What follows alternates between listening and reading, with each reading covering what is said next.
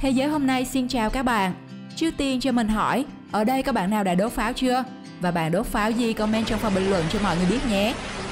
Trong ký ức của nhiều người, tiếng pháo nổ đi đùng là một phần không thể thiếu trong các đám, lễ. Và đây là một trong những phần không thể thiếu của không khí ngày Tết. Vào đêm giao thừa, khoảnh khắc chuyển giao của một năm mới, những tràng pháo mang đến cho mọi người niềm hy vọng về một năm may mắn và thành công. Tuy nhiên, ngày nay hầu hết mọi người không biết rất ít về tập tục đốt pháo ngày đầu năm. Thậm chí nhiều trẻ em chưa từng biết đến hình dạng của những quả pháo, cách chế tạo và những điều kỳ lạ xung quanh quả pháo. Hôm nay, hãy cùng Thế giới hôm nay khám phá 7 bí ẩn ly kỳ và thú vị về pháo mà hầu như mọi người đều không biết nhé. Nguồn gốc pháo ra đời. Pháo hoa được ra đời cách đây hàng ngàn năm về trước tại Trung Quốc. Những đạo sĩ đang cố gắng tạo ra một thứ thuốc trường sinh. Thế nhưng hỗn hợp thuốc của họ đột nhiên bốc cháy dữ dội, tỏa ánh sáng mạnh và tạo ra tiếng nổ lớn, thiêu đốt cả bàn tay và khuôn mặt của một đạo sĩ. Cũng vì vậy mà họ gọi đó là diêu châu, nghĩa là thuốc cháy. Họ còn phát hiện ra rằng nếu cho thuốc vào bên trong ống tre và ném vào ngọn lửa sẽ tạo ra một vụ nổ khủng khiếp. Từ đó, viên pháo nhồi thuốc súng ra đời và người ta bắt đầu sử dụng nó cho các mục đích quân sự. Cùng với sự phát triển mạnh mẽ của thuốc súng, những viên pháo ngày càng được cải tiến. Cuối thế kỷ 14, triều đình Joseon của Hàn Quốc bắt tay vào kế hoạch chế tạo siêu hỏa tiễn Hwasha nhằm chống lại những nhóm cướp biển người Nhật. Đây là một trong những hệ thống pháo phản lực phóng loạt đầu tiên gây nỗi khiếp sợ trên thế giới. Bệ phóng chứa hàng chục mũi tên có gắn thiết bị nổ kết nối với nhau, cho phép chúng khai hỏa toàn bộ trong 2 đến 3 giây chỉ với một lần châm lửa. Trong tầm 150 m đổ lại, sức công phá của thiết bị có thể xuyên thủng mọi loại áo giáp và lá chắn. Nhờ tận dụng tối đa ưu thế hỏa lực của Hwasha và Đại Bác, đội quân Hàn Quốc đã khiến cho quân Nhật mất đi một nửa nhân lực và nhanh chóng rút quân trong thời gian ngắn. Trong khi các quốc gia khác đua nhau áp dụng thuốc súng vào quân sự, người Ý lại bị quyến rũ bởi pháo hoa do nhà thám hiểm Marco Polo mang về từ phương Đông. Do đó mà họ bắt đầu phát triển pháo hoa thành một môn nghệ thuật đích thực. Đây là giai đoạn sáng tạo nghệ thuật và biểu diễn, nên đã có nhiều loại pháo hoa đầu tiên được chế tạo trong thời gian này. Tên lửa quân sự được sửa đổi bằng cách thêm vào bột kim loại, mùi than nhằm tạo nên vụ nổ trước các tia sáng vàng và bạc trên bầu trời. Người Ý đã sáng tạo nên viên pháo hoa và bắn lên độ cao tối đa trên không trung. Các màn trình diễn pháo hoa tạo nên sự phấn khích và hấp dẫn đám đông trong các lễ hội. Từ những năm 1730, pháo hoa chính thức trở thành màn trình diễn công cộng cho mọi người dân tại Anh mà không chỉ dành riêng cho các thành viên hoàng tộc. Ngày nay, pháo hoa được cải tiến một cách hiện đại hơn để tạo thành những hình dáng, màu sắc, âm thanh đẹp hơn và rực rỡ hơn.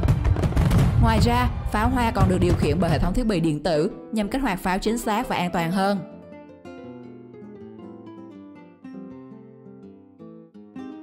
Quy trình sản xuất pháo. Để làm ra một quả pháo nổ truyền thống, người thợ sẽ dùng giấy để làm ống chứa bên ngoài. Sau đó bột pháo sẽ được nén chặt trong ống nối với dây dẫn lửa. Sau đó được buộc thành một tràng hay thành một cụm pháo. Một số hỗn hợp chế tạo pháo có thể dùng thêm nhôm hoặc thay thế cho than đá nhằm làm cho vụ nổ rực rỡ hơn. Bạn đã từng xem pháo hoa chưa? Comment cho mọi người biết nhé. Đối với loại pháo hoa trên không thường thấy thì nó lại có thiết kế phức tạp hơn. Những quả pháo này thường có hình cầu hoặc hình trụ, bên trong có các hạt cháy. Bên dưới hoặc trung tâm của quả pháo, người ta đã thêm vào viên pháo một bộ phận phóng, giúp đưa quả pháo lên cao và phát nổ lớp vỏ ngoài. Vụ nổ sẽ bắt lửa vào những hạt cháy, thứ mà giờ sẽ biến thành các tia lửa sáng. Một số loại vỏ phức tạp hơn thì sẽ được nổ trong 2 hoặc 3 giai đoạn. Vỏ như thế này được gọi là vỏ multi-break. Các phần trong vỏ multi-break sẽ được đốt cháy bằng nhiều dây dẫn lửa khác nhau. Sự nổ của một phần sẽ dẫn lửa cho phần tiếp theo, làm thành các pháo hoa nhiều tầng. Tại Trung Quốc, cha đẻ của các loại pháo hoa, bạn có thể dễ dàng tìm mua chúng ở rất nhiều nơi. Vì luật pháp nước này không cấm người dân sử dụng ở nhiều địa phương. Do đó mà các cơ sở sản xuất nhỏ lẻ tại Trung Quốc rất nhiều. Ngay cả người thường cũng có thể tự làm pháo hoa và bán với giá thành rất rẻ. Còn tại nước ta, chính sách cấm đốt pháo đã được ban hành từ lâu, nên rất khó để kiếm một nơi bán pháo hợp pháp. Chỉ có duy nhất nhà máy Z121 thuộc Tổng cục Công nghiệp Quốc phòng là đơn vị duy nhất được chính phủ, Bộ Quốc phòng giao sản xuất, cung ứng pháo hoa. Mua các sản phẩm từ công ty, người mua còn được cung cấp các giấy tờ, hóa đơn hợp pháp. Để phục vụ bà con nhu cầu dịp Tết 2022, công ty này đã sản xuất ra loại pháo hoa không nổ với giá bán hợp lý. Trước mỗi điểm bán pháo hoa, người dân tập trung đông nghẹt, xếp thành nhiều hàng dài để chờ tới lượt mua. Do số lượng người mua tăng đột biến, nên loại pháo hoa mới này được bán ra với số lượng có hạn với mỗi người. Sản phẩm cũng được bán trên web của công ty. Tuy nhiên tình trạng người truy cập quá nhiều đã khiến trang quá tải, luôn trong tình trạng không truy cập được.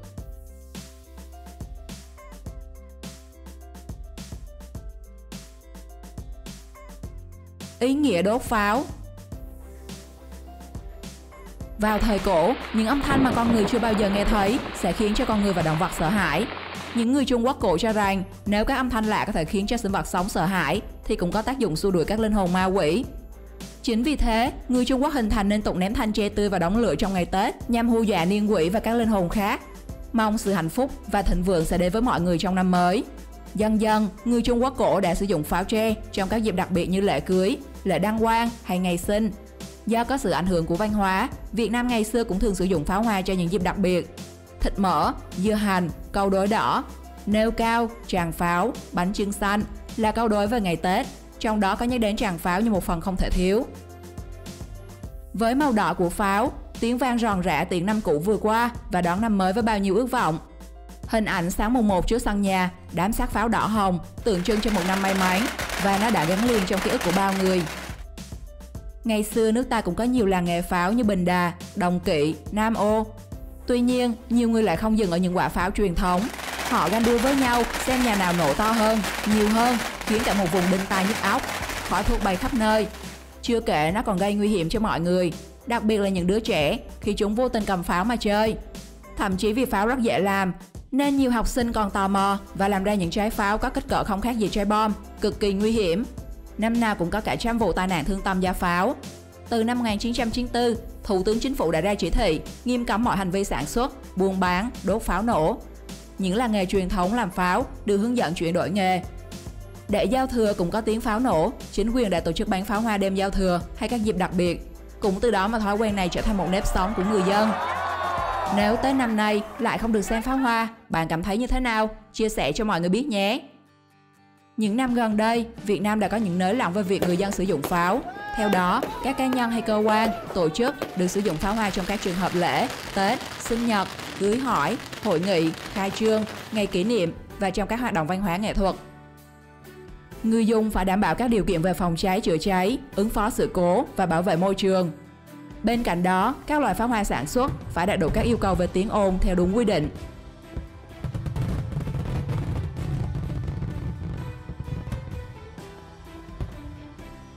Những quả pháo hoa sai khủng. Nhiều nơi trên thế giới chỉ bắn pháo hoa vào các dịp đặc biệt, do đó mà họ luôn dày công thiết kế một lần chơi lớn với những quả pháo hoa đi vào lòng người. Mùa hè là mùa pháo hoa ở Nhật Bản, khi pháo hoa tưng bừng khắp đất nước trong tháng 7, tháng 8 và tháng 9.